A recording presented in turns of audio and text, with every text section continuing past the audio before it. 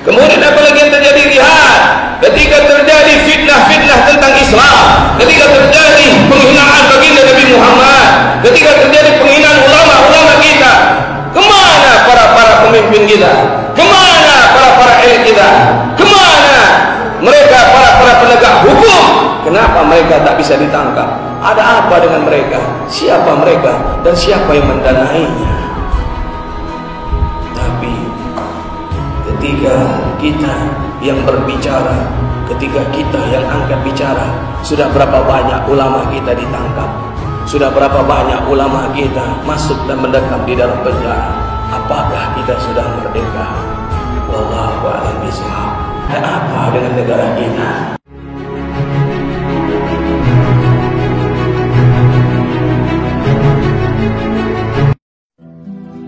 Ikutilah ulama yang dibenci kafir, yang dibenci munafik. Hari ini yang paling dibenci kafir dan munafik adalah cucu daripada Rasulullah SAW, Habib Rizik. Maka kalau kalian punya senjata kalian bukan tombak, panah dan senapan, tapi senjatanya adalah cyber army, tentara dalam alam gaib, alam maya. Pandai kalian membuat meme, pandai kalian membuat video pendek, gunakan keahlian itu untuk menyelamatkan umat ini. Serang, tapi dengan makna yang positif, ingin menyelamatkan orang banyak. Maka tak ada kalimat yang pantas keluar dari lisan kita selain kita mengucapkan kalimat subhanallah walhamdulillah wala ilaha illallah wallahu akbar. Karena dengan kalimat ini mampu membuat kita mudah-mudahan menjadi kota yang terbebas dari bala musibahnya Allah berupa COVID-19 atau corona ini. Dan mudah-mudahan dengan kalimat ini Allah berikan kita nikmat, yaitu keistiqomahan dalam kemerdekaan Republik Indonesia ini. Dan mudah-mudahan dengan kalimat ini Allah berikan kita nikmat umur yang berkah, nikmat sehat yang walafiat, nikmat rezeki yang berlimpah, dan berkah yang menghantarkan kita ke tempat yang berkah, wabil khusus ke kota Mekah, sujud di hadapan Ka'bah, wukuf di padang Arafah, akhirnya husnul khatimah, dan setelah anak-anak kita menjadi anak yang soleh dan soleha. Amin ya rabbal alamin. Yang kedua, marilah sama-sama kita bersalawat dan salam kepada baginda Nabi Muhammad SAW dengan kalimat Allahumma salli ala sayyidina Muhammad wa ala ali sayyidina Muhammad. Assalamu alayka ya Rasulullah, assalamu alayka ya Nabi Allah, assalamu alayka ya khairi khalqillah wa khataman nabiyyina wa imamul muttaqin wa qailal qur'an muhaddirin. Assalamu alayka ya safwarullah. Mudah-mudahan kita yang baru saja bersalawat insyaallah mendapatkan syafaat uzma fi yaumil qiyamah dari baginda Nabi Muhammad sallallahu alaihi wasallam. Amin ya rabbal alamin.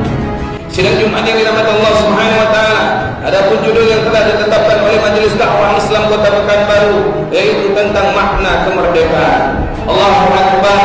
Nabi Muhammad sallallahu alaihi wasallam memberikan sebuah nasihat yang begitu indah kepada kita semua. Kata Nabi Muhammad sallallahu alaihi wasallam, "Man sya'adun nas, sa'adan nas." Barang siapa yang ingin dibahagiakan orang lain, maka bahagiakanlah orang lain. Allahu Akbar.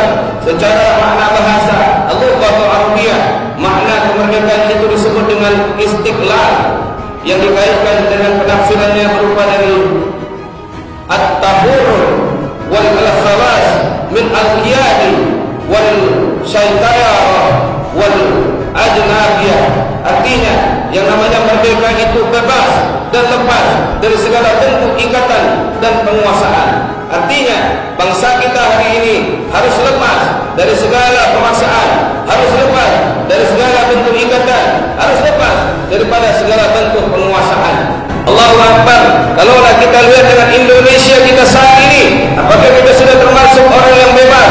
Apakah Indonesia kita sudah termasuk bangsa yang tidak dikuasai? Apakah Indonesia tidak termasuk bangsa yang tidak ada ikatan dengan bangsa yang lainnya? Maka kita sudah bisa melihat bagaimana bentuk Indonesia kita saat ini. Sidang Jumat yang dirahmati Allah Subhanahu wa taala. Allah, lihat yang kedua kata Nabi Muhammad SAW dikaitkan lagi dengan arti atau makna daripada kata itu al-qudrah ala tanfizu ma'a adimul qasra wal anfu min kharaj. Nabi Muhammad SAW yang namanya merdeka itu yaitu kemampuan mengaktualisasikan diri tanpa adanya segala bentuk pemaksaan dan kekerasan dari luar. Kalau kita lihat saat ini dimulai dari pemilihan, apa yang terjadi? Banyak begitu pemaksaan,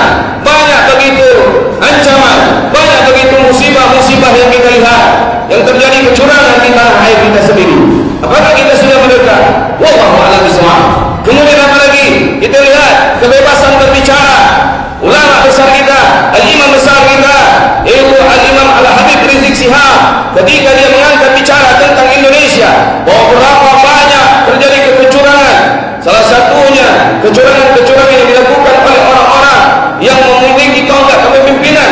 Akhirnya apa yang terjadi? Dicari-cari kesalahannya, dicari-cari kecurangannya, dicari-cari kesilapannya. Ada apa dengan negara kita? Kemudian apa lagi yang terjadi? Lihat, ketika terjadi fitnah-fitnah tentang Islam, ketika terjadi penghinaan baginda Nabi Muhammad, ketika terjadi penghinaan ulama-ulama kita, kemana para pemimpin kita? Kemana para elit kita? Kemana mereka para penegak hukum? Kenapa mereka tak bisa ditangkap? Ada apa dengan mereka? Siapa mereka dan siapa yang mendanainya? Tapi ketika kita yang berbicara, ketika kita yang angkat bicara, sudah berapa banyak ulama kita ditangkap? Sudah berapa banyak ulama kita masuk dan mendekam di dalam penjara? Apakah kita sudah merdeka? Wallahu a'lam bishawab. Allahu akbar. Oleh sebab itu, mari sama-sama kita jaga kebinekaan tunggal ika kita, persatuan dan kesatuan kita. Maka sesama muslim jangan saling menjatuhkan. Berapa banyak saat ini sesama muslim sendiri, kita pun diadu-adu, kita pun diobok-obok, kita pun dihancurkan, kita pun dimusnahkan dari dalam. Akhirnya apa yang terjadi? Berbagai banyak hina-menghina di dalam media sosial, berbagai banyak celak-mencela di dalam media sosial, berbagai banyak orang-orang yang berusaha untuk memfitnah-fitnah ulama-ulama kita. Nauzubillah min dzalik. Maka oleh sebab itu sedang Jumat yang dirahmati Allah Subhanahu wa taala, lihat pengorbanan daripada leluhur-leluhur kita. Ya, tidak sedikit yang ingin menghancurkan. Kita lihat perjuangan Nabi Ibrahim ketika dia mencari Tuhannya. Apa yang terjadi? Subhanallah, saat itu dia berusaha menghancurkan yang namanya patung-patung, yang namanya berhala-berhala. Kemudian apa yang terjadi? Dia ingin dibunuh, dibakar oleh raja yang bernama Namrud. Tapi lihat kekuasaan Allah Subhanahu wa taala, kehebatan kedahsyatan Allah Subhanahu wa taala. Akhirnya Nabi Ibrahim beserta para pengikutnya pun dimerdekakan oleh Allah Subhanahu wa taala lewat seekor nyamuk yang masuk ke dalam hidupnya Raja Namrud. Kemudian Raja Namrud meninggal dunia. Kita lihat perjuangan Nabi Musa alaihi salam. Apa yang terjadi ketika ingin memerdekakan rakyatnya? Apa yang terjadi saat itu? Diintimidasi, saat itu dicekal oleh seorang raja yang ingin tersohor, oleh seorang raja yang sombong, oleh seorang raja yang angkuh yang bernama Fir'aun. Akhirnya apa yang terjadi? Allah selamatkan dia di antara belahan laut yang begitu dahsyat tentaranya Allah berupa air. Apa yang terjadi? Ditenggelamkanlah Raja Fir'aun di tengah laut beserta pengikutnya. Akhirnya merdekalah Nabi Musa beserta rakyatnya. Kita lihat Indonesia merdeka karena ada kumandang takbir, karena ada kalimat Allahu Akbar, karena ada kalimat di mana di situ membesarkan Allah Subhanahu wa taala. Lalu apa yang terjadi? Indonesia merdeka melalui seorang pejuang, ya, seorang pemimpin yang bernama Haji Insinyur Soekarno dengan proklamasinya sebagai bapak proklamator kita. Lalu apa yang terjadi saat ini? Kita lihat bagaimana dengan Indonesia kita yang saat itu, waktu itu merdeka dengan kalimat takbir, dengan kumandang takbir. Tapi apa yang terjadi? Tulisan kalimat takbir tidak diperbolehkan lagi. Masya Allah, luar biasa. Berapa banyak bendera-bendera tauhid dikatakan itu khilafah, dikatakan itu mohon maaf lahir batin, penyesatan dan segala macamnya. Allahu Akbar. Oleh sebab itu, sebagai orang yang NKRI, sebagai orang yang cinta dengan Indonesia ini, mari kita bela Indonesia kita ini habis-habisan. Jangan sampai Indonesia kita ini terpuruk. Jangan sampai Indonesia kita ini menjadi bangsa yang dimana bisa diperbudak. Maaf seperti negara Singapura. Ya, apa yang terjadi dulu, dia adalah negara yang besar, negara yang merdeka. Tapi apa yang terjadi ketika masuk salah satu bangsa yang menguasai ekonominya, yang menguasai bidang pendidikannya, yang menguasai teknologinya, yang menguasai pembangunannya? Lihat di mana rakyat asli Singapura, susah kita mencarinya. Lihat betapa susahnya kita mencari makanan yang halal. Lihat betapa susahnya kita mencari masjid. Lihat betapa susahnya kita mendengarkan suara azan. Bagaimana dengan Indonesia kita? Ada titipan salah satu ulama yang ada di Kuala Lumpur. Apa kata mereka? Cukup kami dan Singapura yang merasakan. Jangan sampai Indonesia. Allahu Akbar. Lihat, mari sama-sama kita rebut kembali kemerdekaan kita, walaupun sebenarnya kita masih dalam keadaan merdeka. Bagaimana caranya? Jangan kita tinggalkan pendidikan, walaupun saat ini Menteri Pendidikan kita menyuruh anak-anak kita belajar dari rumah, maka bersemangatlah kita untuk memberikan pelajaran kepada anak-anak kita. Maka bersemangatlah kita membimbing anak-anak kita agar tidak terjadi pembodohan. Karena apa yang terjadi? Bangsa yang ada di sana yang membuat kita seperti ini. Saat ini anak-anaknya sudah masuk ke dalam sekolah dengan semua apapun yang mereka perbuat, yaitu dengan protokol kesehatan. Sementara dengan kita, bagaimana? Anak-anak kita masih dirumahkan, anak-anak kita sekolah di rumah, hanya diberikan tugas, mereka tidak bisa memahami ini dan itu. Maka bagaimana kalau kita tinggalkan mereka? Mungkin mereka akan menjadi generasi yang tidak bisa memerdekakan lagi saat nanti, di detik-detik nanti kepemimpinan mereka. Maka oleh sebab itu, salah satu upaya kita untuk memaknai kemerdekaan, mari kita jaga anak-anak kita.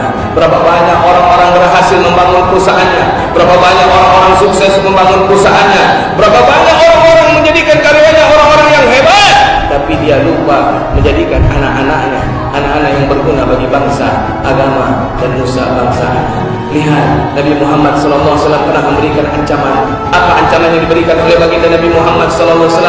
Kata Nabi Muhammad, innama amwalakum wa auladakum fitnah. Hati-hati hai manusia, sesungguhnya hartamu, sesungguhnya anak-anakmu nanti akan menjadi bala, nanti akan menjadi musibah. Maka oleh sebab itu, sebelum harta kita, sebelum anak-anak kita menjadi musibah, mari sama-sama kita berikan dia pendidikan, baik pendidikan tauhidnya, pendidikan agamanya, pendidikan ilmu nasional, agar mereka bisa meraih atau mempertahankan kemerdekaan yang telah kita raih dari tahun 1945 sampai detik ini. Nah, berapa banyak saat ini ya sumber daya alam kita dikelola oleh negeri asing, sementara kita hanya menjadi petugasnya saja. Bahkan apa yang terjadi?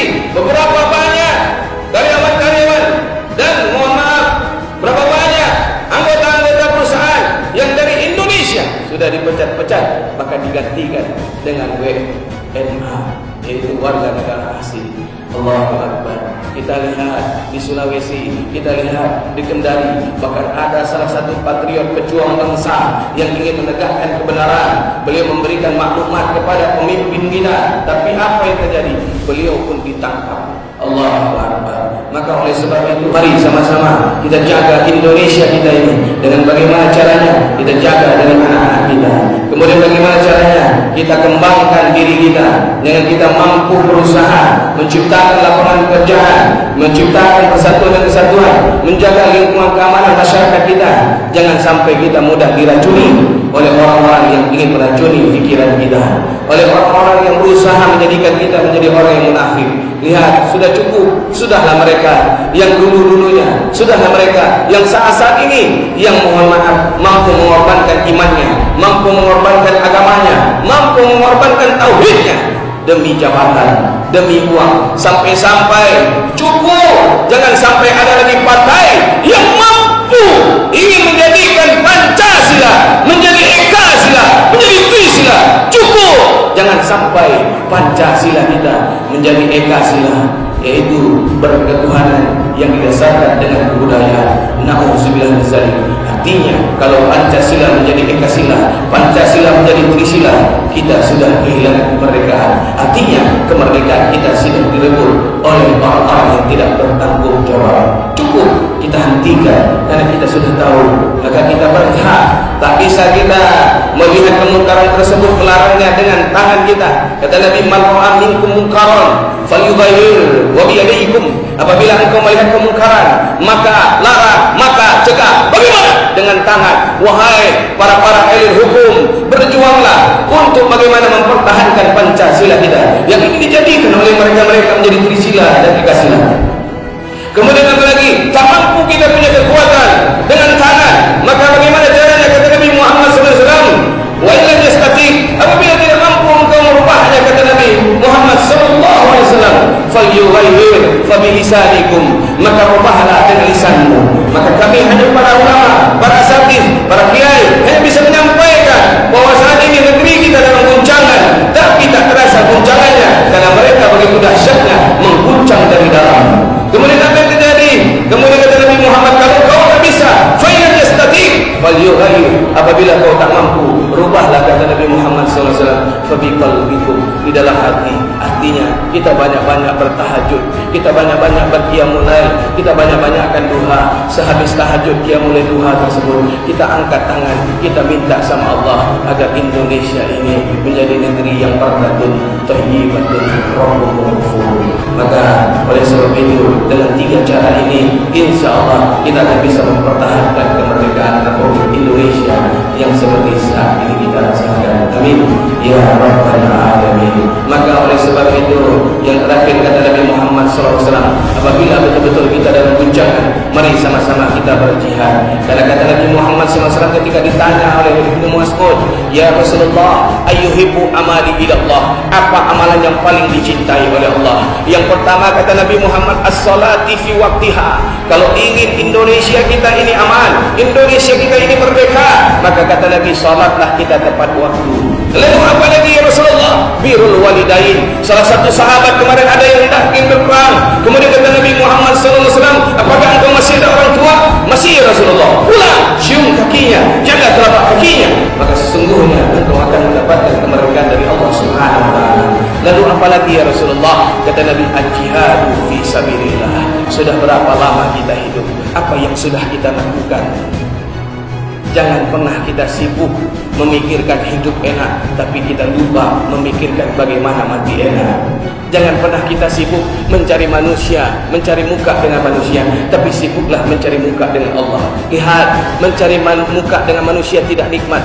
10 kebaikan yang kita lakukan, 1 kesalahan yang kita perbuat, maka yang diingat manusia bukan 10 kebaikan tadi, tapi 1 kesalahan tadi. Tapi ketika kita mampu berbuat kepada Allah Subhanahu wa taala, kita mencari muka kepada Allah, maka insya-Allah 10 kesalahan yang kita lakukan, namun hanya tersisa 1 kebaikan yang Allah ingat, bukan 10, tapi yang Allah ingat 1.